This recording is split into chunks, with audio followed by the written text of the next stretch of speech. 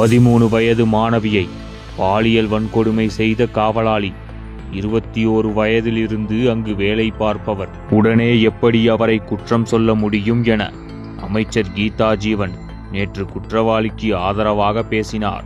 ஆனால் 50 வயதான அந்த குற்றவாளி 2011 தான் கருணை அடிப்படையில் வேலைக்கு சேர்க்கப்பட்டதாக செய்திகள் கூறப்பட்டுள்ளது. அப்படியென்றால் அமைச்சர் சொன்ன தகவல் பொய்யா? ஏன் இந்த முரண்பாடு?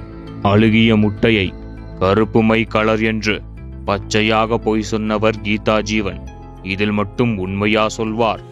மற்ற மாணவிகளும் வார்டனும் லீவில் சென்றதாக அமைச்சர் கூறியுள்ளார்.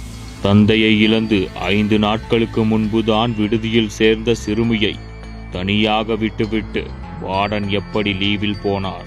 சத்தம் போட்ட மாணவியை சுவரில் தூக்கி வீசி கால்களை உடைத்து பாலியல் வன்கொடுமை செய்ததாக குற்றவாளி சொல்லியிருக்கிறான். ஆதரவு இல்லாத மாணவி என்று திட்டமிட்டு நடந்த சம்பவம் இது. அப்படி இருக்க மாணவி கீழே விழுந்ததாக விடுதி நிர்வாகம் ஏன் மருத்துவமனையில் போய் சொன்னார்கள்? பதில் சொல்ல வேண்டிய விடுதி வார்டன் சிறுமி கீழே விழுந்து விட்டார், தனக்கு எதுவுமே தெரியாது, சாப்பிடவில்லை என்று மீடியா முன் கதை சொல்கிறார். இதுதான் அரசு சேவை இல்லங்களின் லட்சணமா?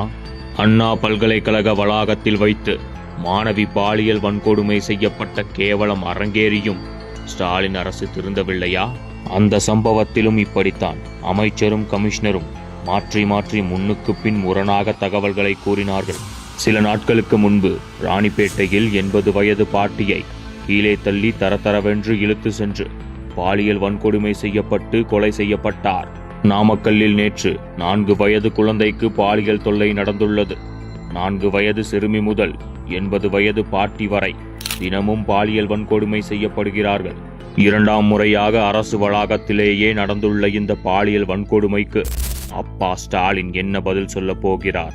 வெறும் ஷூட்டிங் நடத்த மட்டும்தான் அப்பாவும் மகனும் வெளியே வருவார்களா? இந்த குற்றங்கள் அனைத்தும் மது கஞ்சா போதையில்தான் நடந்துள்ளன. இதற்கு கனிமொழி என்ன பதில் சொல்வார்?